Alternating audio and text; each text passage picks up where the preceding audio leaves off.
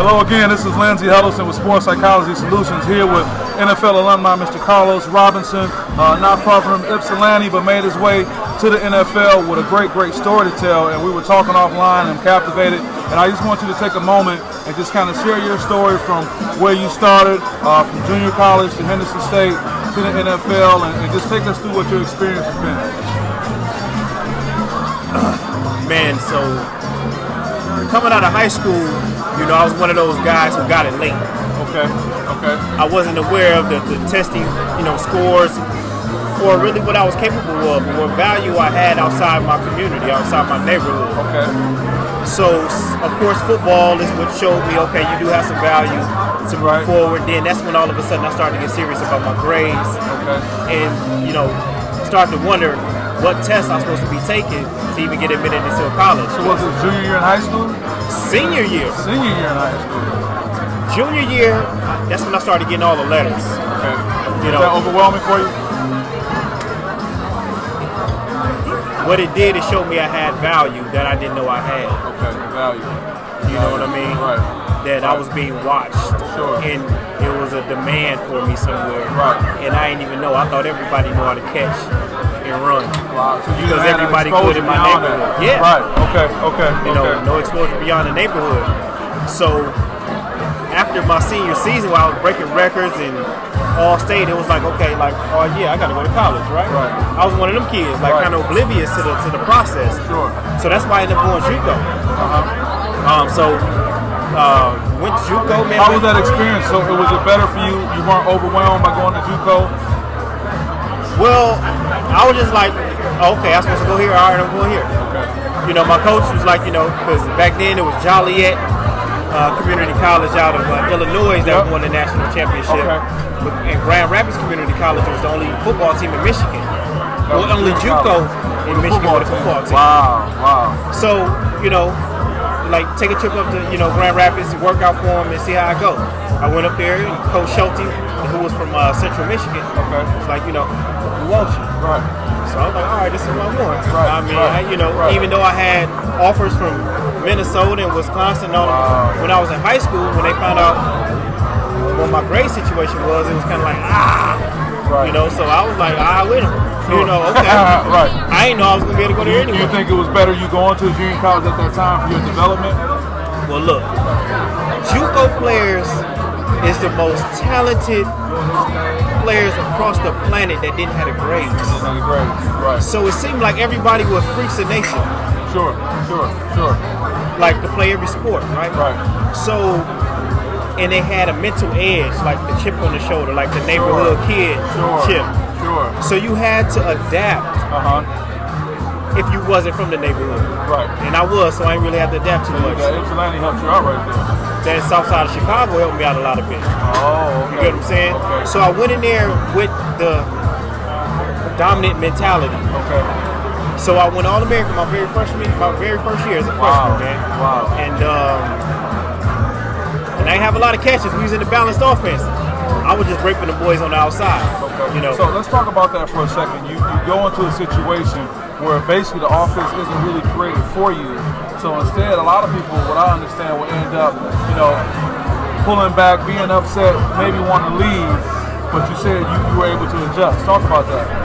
Well, I didn't look at it as adjusting, even though there is that from the outside looking in, it seemed like that. I was just going to be the best, period. So it didn't matter if what offense we had, what offense we ran. Just when you throw it, it's caught. Just know that, period. I don't have. You get what I'm saying? So that's good. So I had that mentality versus let me try to figure out and fit in. It was like, no, I'm me and I'm the best me.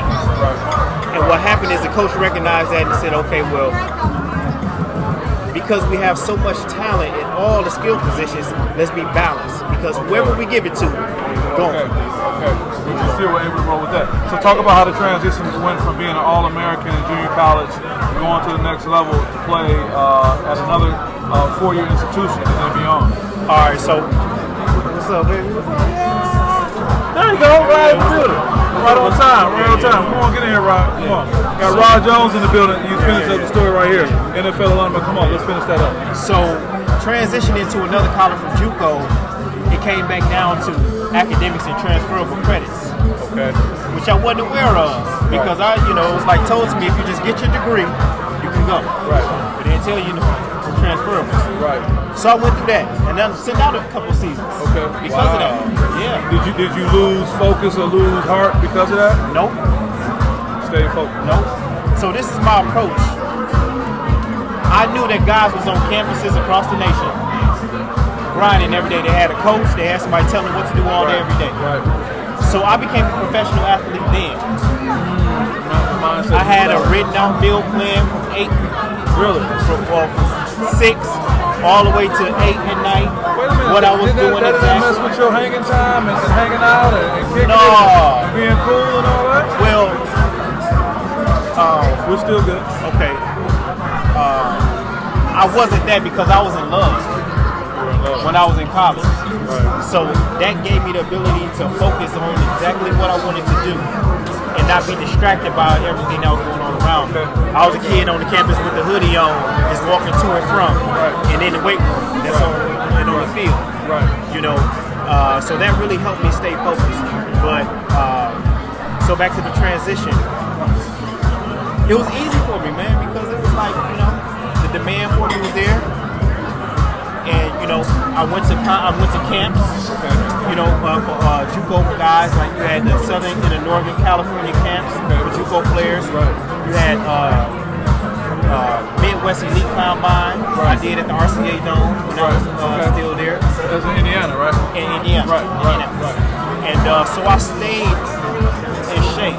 When I went down there, 44-inch vertical, I increased because I was really focused, even more so when I wasn't on a team.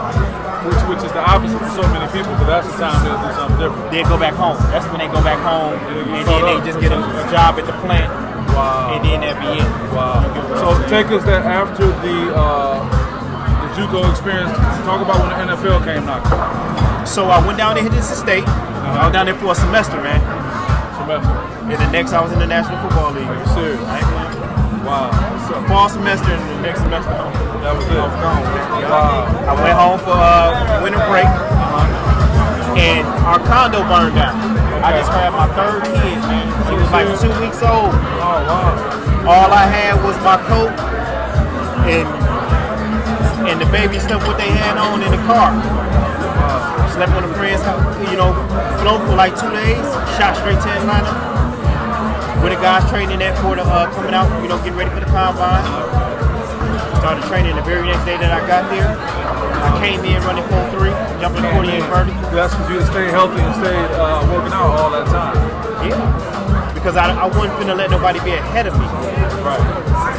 That's like a panic. That was a panic for me. So I think somebody was better. Along the way, where did you get this drive, this determination that kept you staying on top the whole time? Well, check this out.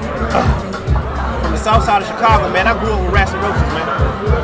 I grew up playing in the alley that smelled like urine. Right. On a crate that was on a pole. Yeah. So coming up, I wanted to leave. That's all I wanted to do was disappear. Get away from it. So when I was able to go and do anything, especially with football, I wasn't looking back. Right.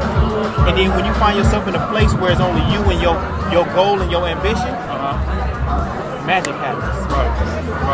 Rod, before we got on camera, we talked about mental toughness, and you started talking about mental toughness, and I have to admit, I haven't heard any kind of description like the one you gave. Talk a little bit about what mental toughness meant to you and how important that is right now.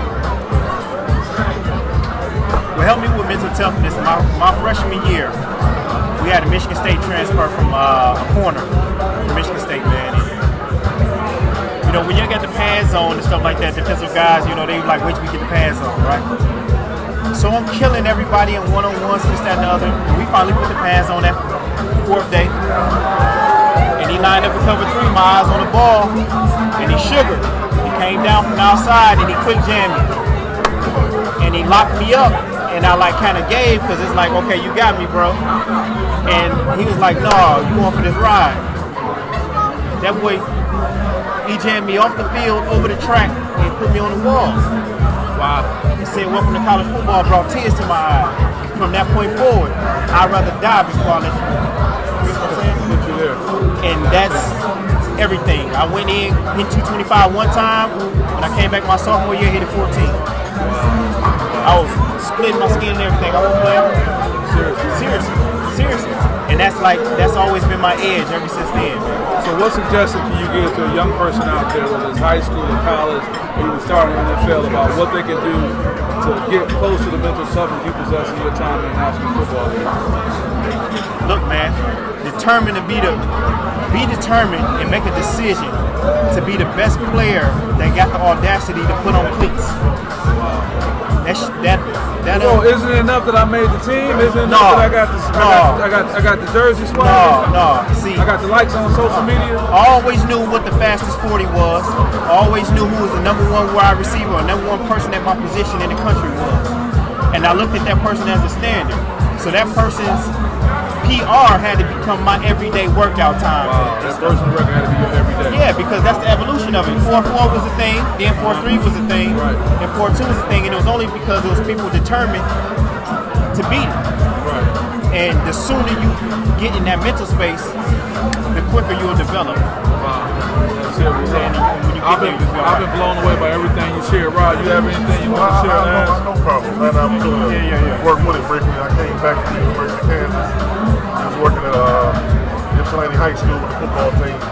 Like I say, intense, hard working, everything they were saying I can attest to. Right. He would come out there on the field, lead song, showing the kids how to actually get it done. Right. He wasn't just a whistle coach like, "Hey man, I'm gonna show you this." Right.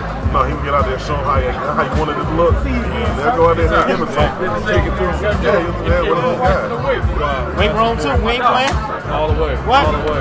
Once we just 225 reps, you know what I mean? What we're going to do, we're going to lock this down, and we're going to get this message out to as many young people as possible. Because I really think they can benefit from what you're sharing. So I want to say I appreciate you coming over and sharing. Best of luck to you, Ryan. We got to have you in the building. We're going to do some more with it. And we're checking out for now. We'll be back shortly.